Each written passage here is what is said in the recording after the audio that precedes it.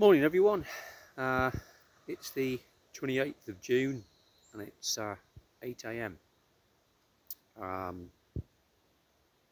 Woke up this morning and already got my rucksack, a few bits and pieces ready last night, and decided to come for a hike out into the woodlands, not too far away from where I live here in Shropshire.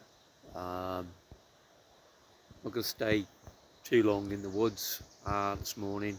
The wind is picking up, and we're on steep slopes here, and it's going to rain again later on this morning, so may cut it a little bit short, but pour myself some water and a lovely coffee. I'm just sitting here enjoying the woods, listening to the birds. Didn't catch it on camera, but I saw deer right off in the distance, the corner of the field, and they just disappeared into the woods, and I was 5,000 meters away, but they spotted me and they disappeared. So just give you a little background about myself. A lot of people that are new to follow me on Instagram, and even some people I know really. I've been a gardener all my life. I've worked outdoors all my life. I grew up not very far from Ironbridge, surrounded by woodland and countryside, which is where I feel more at home. Last few years I've probably disconnected from that, and I'm trying to get back into enjoying the woodland like I did when I was younger. So here I am. I haven't brought the dog with me this morning because this terrain's pretty unforgiving, and the poor old lad can't walk as far as he used to. I'll take him for a little walk later on this evening. Murphy, that's our border collie. But I wanted to talk to you all this morning about something that happened to me just over 2 years ago. I hadn't been well, and you keep going back to the doctors and you keep getting fobbed off, and tests that come back, yeah, you're fine, all clear. But in early part of 2018, I wasn't well. I lost a lot of weight. I had basically found a lump in my stomach, which obviously wasn't good. So I went back to the GPs, doctors again, and said, listen, I'm not well. And my doctor sent me some blood tests. Cheers if you want. And then subsequently it came back that my white blood cell count was 220. That meant nothing to me. I had no clue what it meant. And she said, right, you need to get over to Shrewsbury Haematology Hospital ASAP. So I did that. And to cut a long story short, very long story short, what happened then is I was told that I had a blood cancer, and that blood cancer turned out to be chronic myeloid leukemia. So that was a shock, a real shock.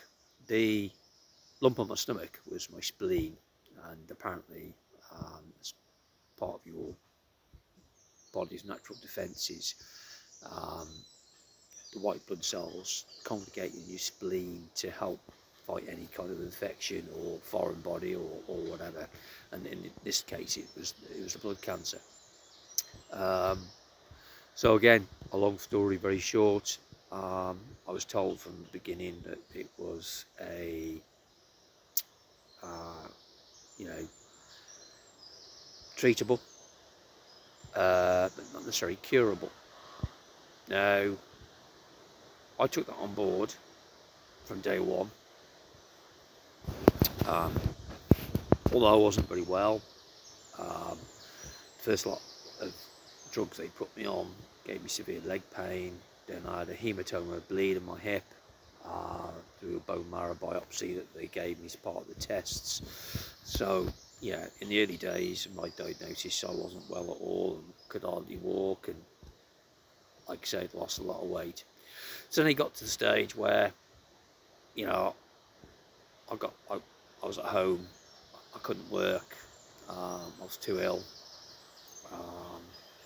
During the latter part of 2018, they changed my drugs to erlotinib, which I've been on ever since, and erlotinib seems to work for me. No side effects. So again, cutting a lot of stuff out, really trying to make this video as brief as possible. It got to the stage where I improved, I got better, I got back to work in early part of 2019. I still really only work part-time. During the lockdown, I was told to shield, like everybody else, with blood cancers, and so I did that for a while, and then got clarification off a clinical nurse that my bloods were good and I was making great progress, and as long as I was careful and social distancing and washed my hands and used hand gel and, you know, stayed in as much as possible, stayed away from people that weren't my family unit, like you're supposed to, still, you know, a lot of people aren't, because of COVID-19, then, you know, you're fine. Just be cautious. And because I'm a gardener, I've worked outdoors all my life. Most of my clients, I could easily social distance. So, as a lot of people know me, and you've seen on the videos, I started my allotment back in April. So that was great to get my fitness back, and, you know, give me a hobby. And my wife has said that all I've ever done since she's known me is work hard, keep my clients happy, work 5 days a week, 8 hours a day, sometimes all year round, and then get home, do the chores around the house, walk the dog. So I think what my wife was saying and what was dawning on me after a while, especially after the cancer diagnosis, is I needed to find something that was for me, and a bit of me time, and I think that's important. So it is my intention to spend more time in the woods. We live in some beautiful countryside here, near the Ironbridge Gorge, and here in Shropshire, and enjoy the woodlands. And 20 odd years ago, certain friends of mine were, you know, enjoying doing bushcrafting in the woods, but back then, at least for them, it was more about sitting in the woods and getting drunk and sitting around a campfire talking bollocks, and, you know, that wasn't for me back then, and it certainly isn't now. So I've got bits and pieces already. I've got bow saws, axes, pruning saws, folding saws. I bought myself a new rucksack, bits and pieces, first aid kit I had already, you know, and this kind of thing, just to be you know, safe. Hiking boots I already had, good gear to wear. So yeah, our rucksack looks pretty much like my, you know, rucksack, backpack I take maybe to work. So, you know, I want to relearn, get to know bushcrafting a bit more, make it a real hobby, get out in the woods all year round and enjoy the woodland areas. So that for me, I think, is going to be vital. I continue to work, but like I say, it's only part-time at the moment. You know, I will, you know, I've bought myself a tarp. I'll show you the tarp. So just brought it with me. One Tigris tarp, that's actually a big top. That's I think it's 4 meters by 5 meters, so it's quite a big top. And you know, gonna set up camp, a day camp one of these days. The woodland around here is beautiful, but it's not suitable. It's not flat. Um, Everything's on a slope, and as you can see, you know, it's pretty rugged terrain. There are certain areas I'm not going to camp out, not very far from here, that are more on the flat, and of course, woodland on the slope. There's always a chance of, you know, fallen trees and trees falling, and you know, that's what they call them, widowmakers, which is, you know, you've always got to be aware. And that goes back to really what was taught to me when I was much younger, but I didn't realise it was being taught to me. We grew up near woodlands. Um, I just remember my family just not really teaching me anything. They told me things. I didn't think they were teaching me things. Um, Stuff like, you know, being careful of the river, be careful of the woodlands, even cattle in the fields. You know, you've got to be careful of cattle. I'm just aware of your surroundings, and you know, I remember family members saying it's great to go and camp out into the woods and get a little fire going and sit around the fire and this kind of thing, but you mustn't set fires nilly-willy. You must keep the fire controlled. You must keep your camp controlled and leave with good memories and nothing else. And this was taught to me at a very early age, and even something simple as just closing gates behind you, you know, not leaving litter, you know, leave footprints and good memories, and that's all you can do, and be safe. And that has been taught to me. I didn't realise it was getting taught to me when I was very much younger, and I'm quite keen on relearning. Like I say, going back to the bushcraft stuff, it's something I want to explore more. And before I'm too old and long in the tooth to be enjoying the great outdoors, is just do that. For now, I'll keep it local, not very far from where I live, near Ironbridge, and take it on board from there, really. The allotment is going to be great next year. I'm going to be planting more herbs, cut flowers, wildflowers, as well as growing the traditional veg.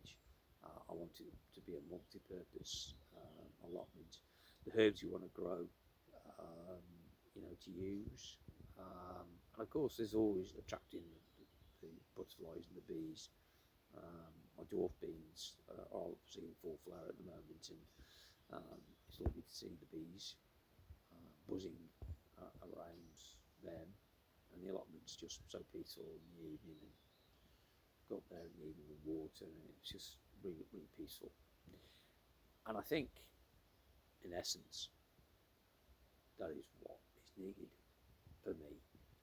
Is try and recenter myself and calm myself on terrible stress head. I stress about everything. I mean, you know, stress can lead to an awful lot of other health issues. So the cancer diagnosis, just to finish off with that, is a good one. I'm not at molecular remission just yet, but you know, when I saw my specialist early part of the year, he said you're not far off it. So for now, everyone, please keep safe. Whatever the politicians say to you, or how safe they think it is, take no notice. Keep social distancing. Keep yourselves to yourselves until COVID is being eradicated, or as a vaccine, or whatever. You know, it works by social distancing. It works by keeping away this herd immunity that they keep on about, or they've been talking about from day one in, you know, in England, is a complete uttered like a twaddle. So for now, I hope you all stay safe, everybody around the world, and cheers everyone.